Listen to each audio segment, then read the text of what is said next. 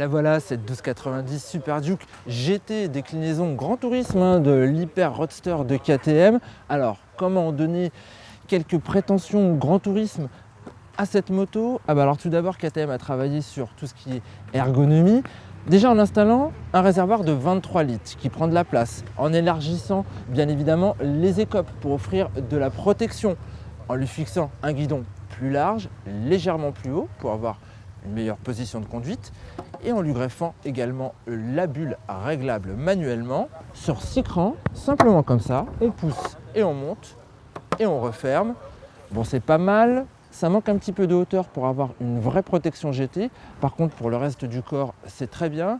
On se plaint un peu quand même d'avoir encore un petit peu les jambes un petit peu trop repliées, puisque repose-pied et selle n'évolue pas. La selle est d'ailleurs placée à 835 mm du sol, c'est plutôt haut. Il faut bien enjamber les valises pour pouvoir s'installer, mais une fois dessus, vu son étroitesse, on a les deux pieds parfaitement posés au sol, on dispose de très bons appuis.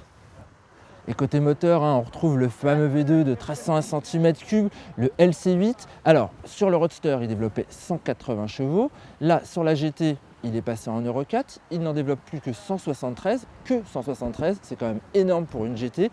Et sa valeur de coupe est quasiment pareille.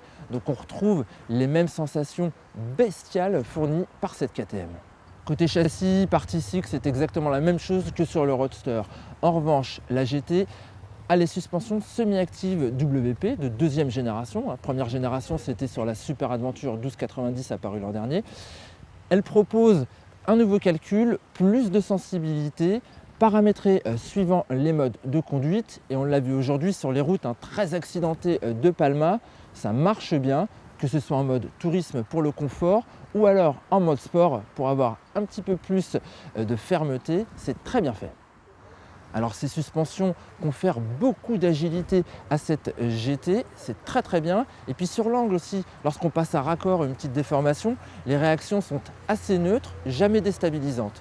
Pour le reste, cette machine, il faut quand même veiller à sa direction parce que le moteur pousse et puis on est content de trouver toutes les assistances, que ce soit l'ABS, l'anti-patinage, mais également on peut régler le frein moteur, on peut tout régler sur cette machine, c'est très complet, c'est du haut de gamme, c'est bien fait.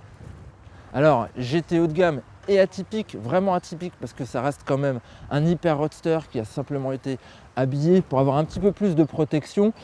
Elle sera disponible fin mars, début avril, cette 1290 GT, à un tarif très proche des 18 000 € en coloris orange ou alors gris. Bon, pour tout connaître de notre roulage très arrosé à Palma, je vous invite à nous retrouver sur motostation.com et je vous dis à très bientôt. Bye bye.